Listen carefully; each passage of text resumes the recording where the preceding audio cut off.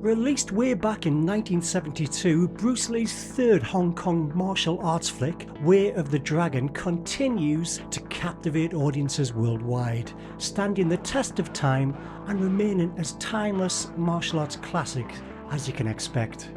Now, I loved watching this as a kid on videocassette back in the 1980s. You see, my dad was a huge Bruce Lee fan, and that has certainly resonated with me. Now, the film's enduring popularity here can be attributed to several key factors, each contributing to its ongoing enjoyment. So what is it all about? Well, Bruce Lee plays Tang Lung, who visits his relatives, who runs a restaurant in order to help them to fight a gang of thugs that's threatened them to sell the property. Movement number 4. Dragon seeks path. However, things do get ugly when the gang hires an American martial artist who challenges Tang to a climatic showdown. So today let's have a look at 5 reasons why Way of the Dragon has carved a name for itself. Is it all good? Is there some not so good in there? Well, let's have a delve. Reason 5. Musical score. So one of the enduring features that contribute to the film's enjoyment is its cool musical score. Composed by Joseph Koo, the opening credit sequence is pure epic.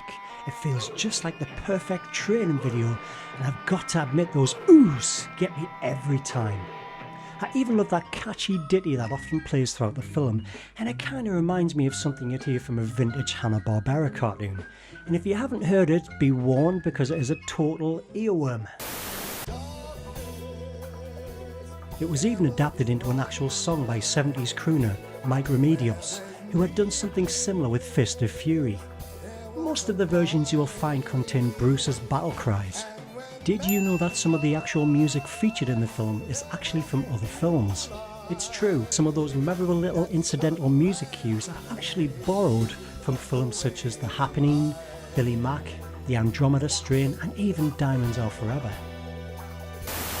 Reason 4. The Laughing Dragon? Bruce Lee had perfect timing for sure, but comic timing? Really? So this is an odd element of the film for me, but one that absolutely needs to be covered. It serves as a curious experiment into comedy. It's fun, but sometimes it feels a little bit jarring. I mean, the opening scene as Tang attempts to navigate around the Italian airport just feels a little strange, and the following sequence in the Italian restaurant is so hilarious because it's just bizarre. Now, I do love the innocent country bumpkin character of Tang and how he feels like a complete fish out of water when he arrives in Rome, but that scene at the fountain where Tang scores with a mystery woman is a real hoot. Now, there's no denying that Bruce has certainly got it, and he didn't even have to open his mouth in that scene. Now, despite some genuine laughs, we also have a series of stereotyped characters that possibly may feel uncomfortable viewing for any newer audiences in the 21st century. I like some Chinese spare ribs. Such as the cliched Italian gangster, the jive-talking thug with the afro hairstyle, Better cool it, baby. Bring him down. and the homosexual villain that minces around and constantly flirts with Bruce. He can appreciate your talent. Oh, what rippling muscles.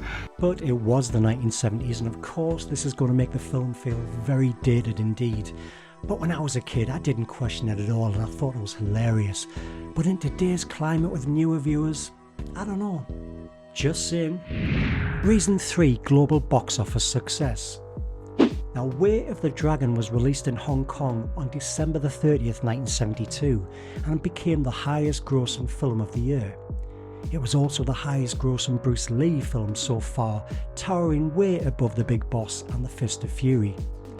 Despite not being released in the US or UK until after Bruce's death in 1974, it quickly cemented huge box office success there too. People just couldn't get enough of it.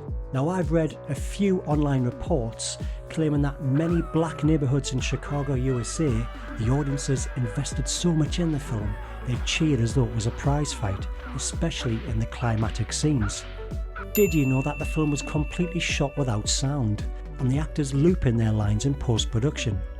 Bruce Lee also dubbed almost all of the English-speaking characters in this film, including one line for the boss, and that line is, "Take him out, but be careful with the gun in public." Reason 2, Bruce Lee's direction and performance. Bruce Lee's influence is infectious throughout Way of the Dragon, both in front of the camera and behind it. Lee not only stars in the film, but he also directed it, showcasing his vision and creative prowess. His directorial choices, combined with a compelling action performance, contribute no doubt to the film's enduring quality. Now, Bruce is on fire here, and his impressive nunchaku skill is not just for the show. Bruce was a pioneer in popularising the nunchaku as a martial arts weapon.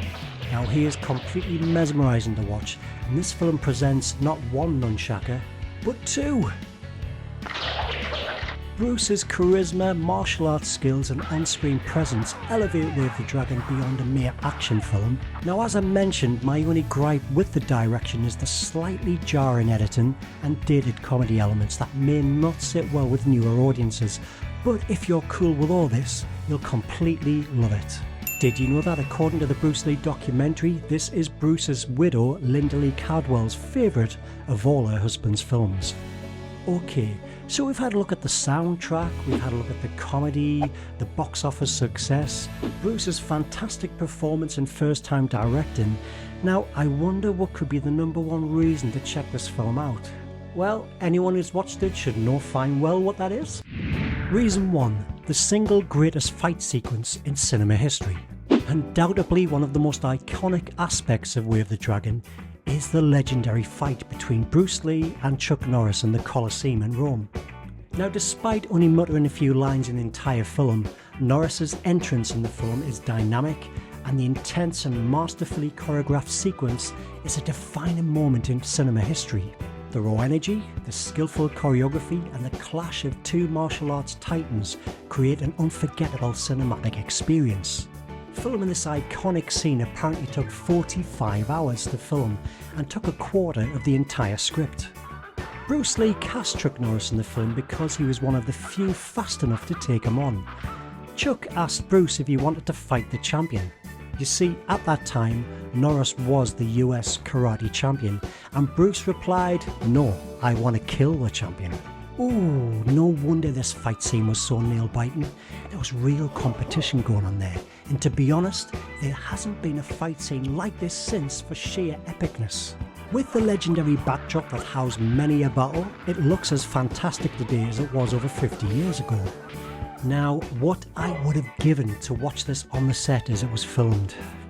And that bloody cat gets the best seat in the house. The impact of this iconic fight scene continues to resonate with audiences, ensuring that Way of the Dragon remains a must-watch for martial arts enthusiasts today. So is this the best fight scene in cinema history? You bet your ass, and then some. So to wrap this up, you can argue that Way of the Dragon remains a must-see movie in the 21st century, down to this epic fight scene. My dad was such a fan, he did a Bruce Lee kick in our kitchen and broke a brand new worktop.